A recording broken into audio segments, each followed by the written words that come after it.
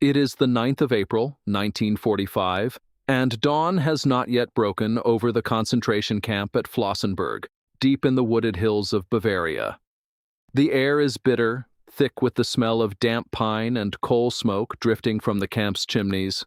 Guards move along a narrow corridor between cell blocks, their boots echoing off wet stone.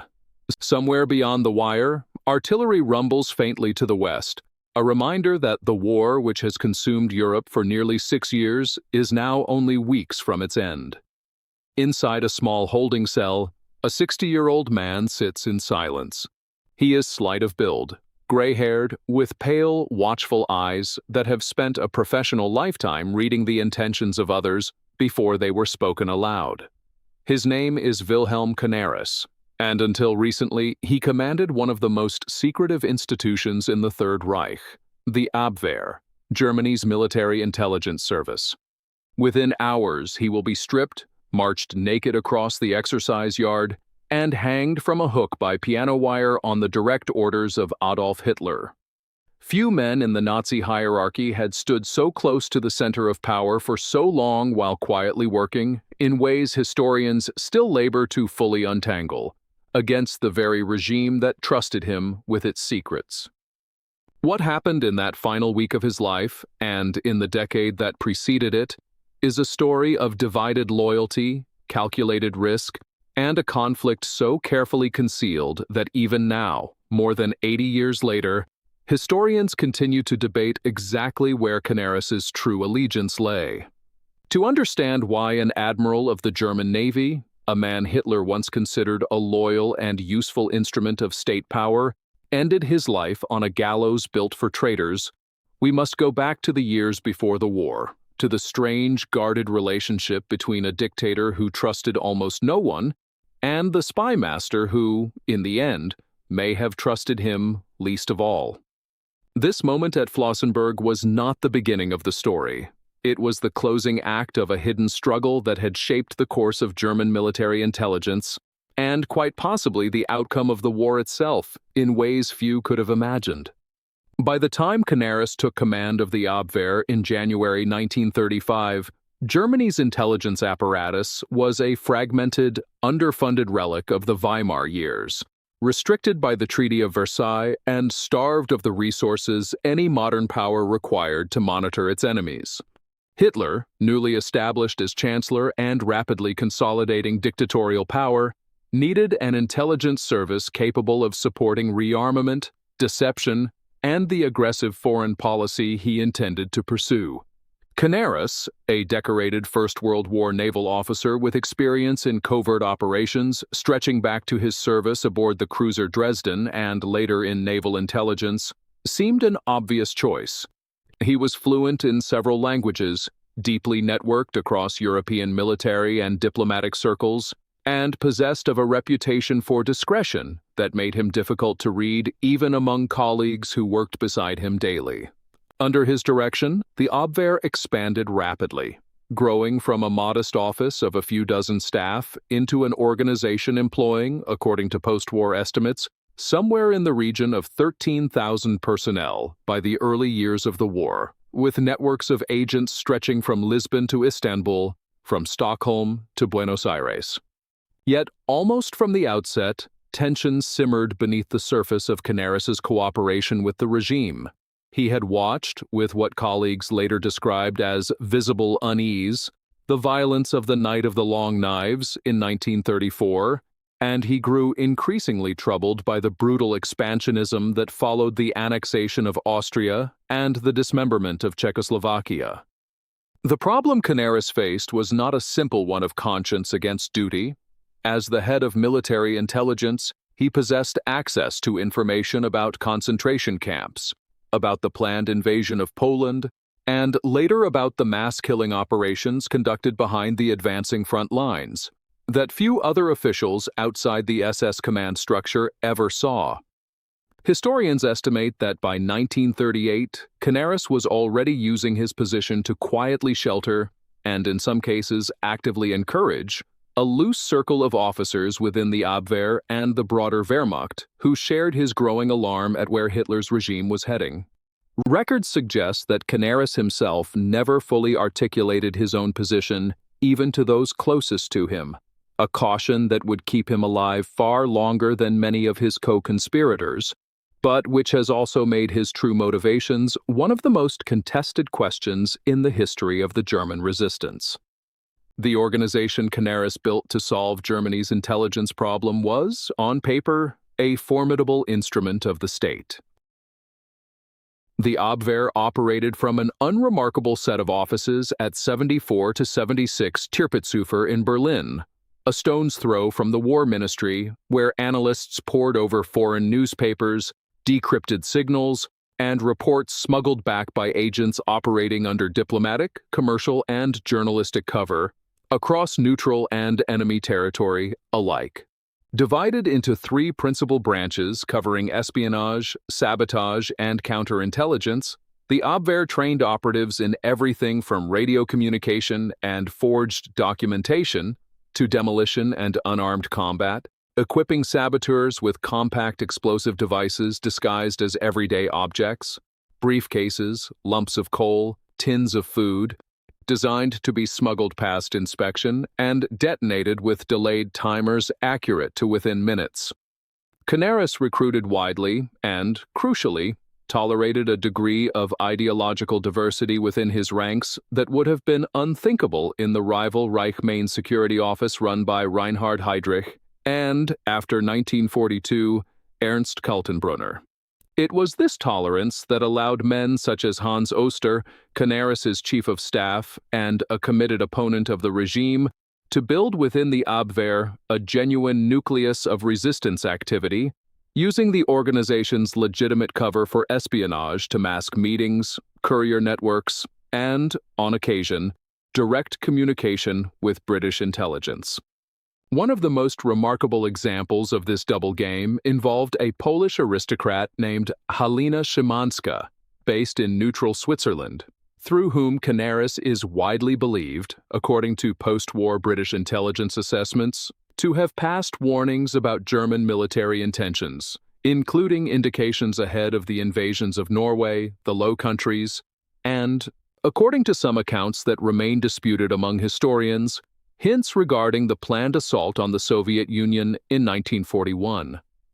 Exact numbers of lives saved or operations altered by this channel remain impossible to verify with certainty, since so much of the material was passed verbally and never formally logged. But British records from the period do confirm that intelligence attributed to sources close to Canaris reached Whitehall with notable regularity. If you're enjoying this journey through history, subscribing genuinely helps us continue bringing remarkable true stories like this to the channel. Beyond intelligence passed to the Allies, the Abwehr under Canaris and Oster became a genuine sanctuary for resistance activity, most famously through Operation 7, a scheme in 1942 in which several Jewish and part Jewish individuals, including relatives of resistance figures, were given false Abwehr credentials, identifying them as intelligence agents being sent on missions to Switzerland, a legal fiction that allowed them to cross the border to safety, a rare and carefully documented instance of the Abwehr's cover being used not to gather intelligence, but to save lives. The practical results of this double existence played out across several theaters of the war, though always beneath a surface of correct, professional service to the German war effort. Canaris traveled extensively, meeting with intelligence counterparts in Spain, Italy, and the Balkans, cultivating relationships that, according to several post-war accounts from colleagues who survived him, he sometimes used to soften German demands or delay operations he privately opposed.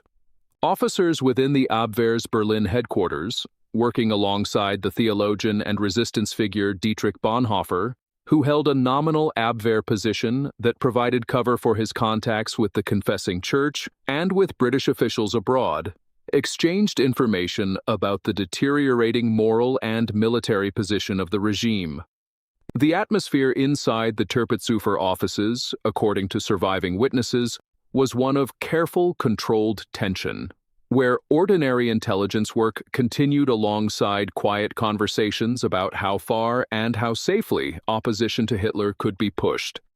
The psychological toll of this existence was considerable. Canaris was known to suffer from insomnia and recurring digestive illness through much of the war, and colleagues described a man who trusted almost no one completely, aware that a single indiscretion, by himself or by any member of his circle, could bring the machinery of the Gestapo down upon them all.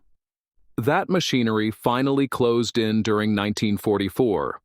A series of Abwehr failures and defections, most damagingly the flight of Erich Vermehren, an Abwehr officer based in Istanbul who defected to the British with his wife in January 1944, convinced Hitler that Canaris's organization had become a liability riddled with disloyalty. In February 1944, Canaris was dismissed from his post and the Abwehr was absorbed into Himmler's SS intelligence apparatus, ending 9 years in which he had, in his own careful and ambiguous way, occupied one of the most dangerous positions of dual loyalty in modern history. When the July 20th plot to assassinate Hitler failed later that year, investigators discovered diaries and documents linking Canaris to the wider circle of conspirators. Though the precise extent of his direct involvement in the bomb plot itself remains, historians continue to debate, difficult to establish with certainty, since Canaris appears to have known of various resistance schemes without necessarily approving every method proposed. He was arrested that same month and held first at the Gestapo prison on Prince Albrechtstrasse before being transferred, in the war's final desperate weeks, to Flossenbürg. Compared with the intelligence services of Germany's allies and adversaries, the Abwehr under Canaris occupied a distinctive and, in some respects, uniquely vulnerable position. The British Secret Intelligence Service, operating under far less totalitarian oversight, could pursue counterintelligence and deception operations, including the celebrated double-cross system that turned captured German agents into unwitting channels of false information, with a coherence the Abwehr often struggled to match, partly because Canaris's organization was permeated by officers whose true loyalties lay elsewhere. The Soviet NKVD, by contrast, operated with a ruthlessness and centralized control that left no equivalent space for internal dissent of the kind Canaris tolerated, while Heydrich's and later Kaltenbrunner's SD pursued ideological loyalty as an operational requirement rather than a mere formality. American intelligence, still maturing through the Office of Strategic Services under William Donovan, lacked the Abwehr's pre-war head start, but benefited from resources and security that German agencies, riven by rivalry between competing Nazi power centers, could never fully enjoy.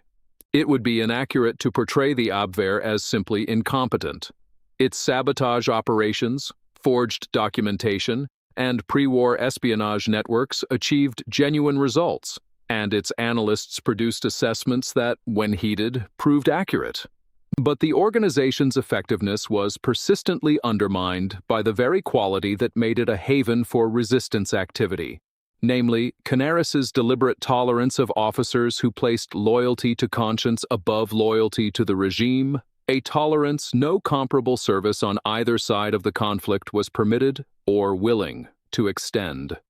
The wider historical impact of Canaris's hidden conflict with Hitler is difficult to measure in the immediate battlefield sense that historians can apply to a new tank design or a change in doctrine.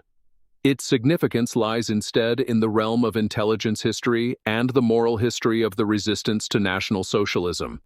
The information passed through Canaris's networks, however partial and difficult to trace, contributed to a broader pattern in which Allied planners possessed more accurate warnings of German intentions than is often appreciated, though historians caution against overstating any single channel's influence on major Allied decisions.